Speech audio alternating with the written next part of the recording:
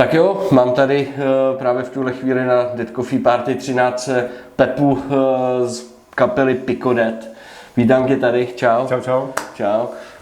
Už jsme se delší dobu neviděli, vaši kapelu samozřejmě nějakým způsobem znám, měli jsme ještě nějak dřívávějc, nějaký koncerty společný, takže vás jako pořád sleduju.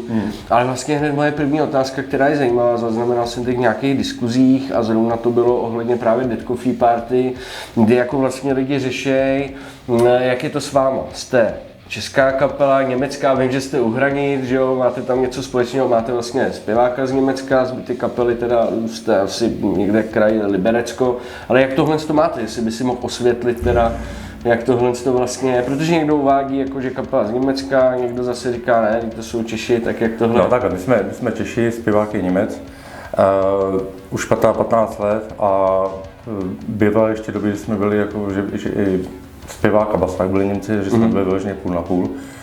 A teďka teda my jsme 3 Liberečáci, jako 3 Češi a zpěvák je teda Němec. Takže jsme česko-německá kapela, víc Češi než Němci. Ale... Takže fajn, takhle je dobrý upřesnit, aby i lidi věděli, jak vás zařadit. Každopádně, kdyby si měl popsat to, co hrajete, je to nějaký jako mix něčeho, nebo se jako definujete jako detová, trashová, hardcoreová kapela, jak to máte? Těžko říct, no, tak víceméně my, aby to bylo jednodušší, říkám, že hrajeme death metal, jo, trash death metal, ale ono deska od desky je trošku jiná a teďka vlastně ta poslední deska je trošku zase víc do black metalu, takže ono to je takový jako, úplně neřadíme se jako, že jsme jako, musíme jako ortodoxní death metalová kapela nebo grindová, nebo, ale máme tam různý vlivy, prostě různý myšlenky, co kluci přinesou do kapely a máme to takhle, že death, black, grind, trash. Jasně, takže je to třeba tím, že každý z členů poslouchá trošku něco jiného a přináší ty vlivy do toho? Možná tak, no. Jo, protože já mám nějakou myšlenku, něco prostě nějak jsi ovlivněný nikdy ničím a prostě pak když skládáme tu hudbu, tak každý třeba do toho dává víc breakdownů nebo něco takhle, takže pak to má třeba úplně jiný výraz ta věc, jo, nebo to dílo, co děláme. Jo, takže pak nějak jako... Co je třeba říct, ty jsi to zmiňoval, hrajete už 15 let, pokud se nepletu. No, my hrajeme 25 let, ale 15 se sestavu právě, že jsme česko-německá kapela. Jasně. Jo, protože my jsme začali jako úplně jako Češi, bylo spoustu změn v té sestavě a začali jsme jako trash metalová kapela, vyloženě ryzí trash. A postupně to mělo takový ty vlivy grindu, death metalu, teďka toho blacku teda, jo. Tak, a ono vlastně příchodem toho Lopyho, toho zpěváka jako do té kapely, to mělo úplně jiný ksicht, jo, než to mělo předtím, jakože texty v němčině, v angličtině, jo, předtím byly v češtině a tak dále. Jo, takže 15 jsme v této sestavě, česko-německý a předtím jsem byl vyloženě Češi. Jasně.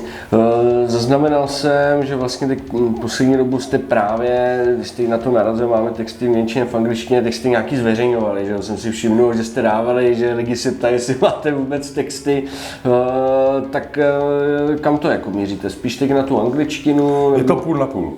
Jo, a i mě osobně se to líbí, že prostě nejsou vyloženě jenom anglické texty, ale i ta němčina mi v tomhle tom zní mě osobně jako víc jako drsnějc, jako v tomhle metalu nebo tady v tom žádru. A máme to půl na půl. Jasně, jasně.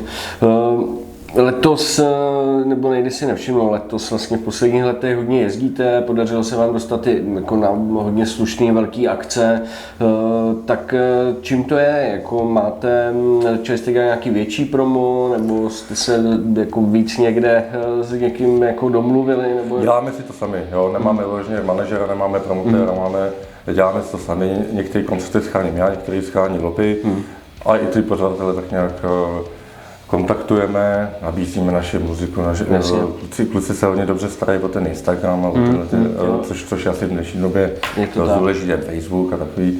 Jo, takže se zviditelně, prostě, a když nás někdo chce, tak tam zahrajeme. Prostě, no. Jasně. Jo, jak říkáš, dneska asi to k tomu patří nějaká ta aktivní činnost, když takhle řeknu, na sociálních sítích, hlavně třeba i na těch streamovacích platformách a podobně, kdy je to dneska dostupný, každý to má na telefonu, je to asi jako spousta lidí v autě, že jo, na sluchátka nejjednodušší. A to jsem se chtěl zeptat, Máte něco nového, plánujete něco nového, něco nahrát, nějakou desku, nějaký klip?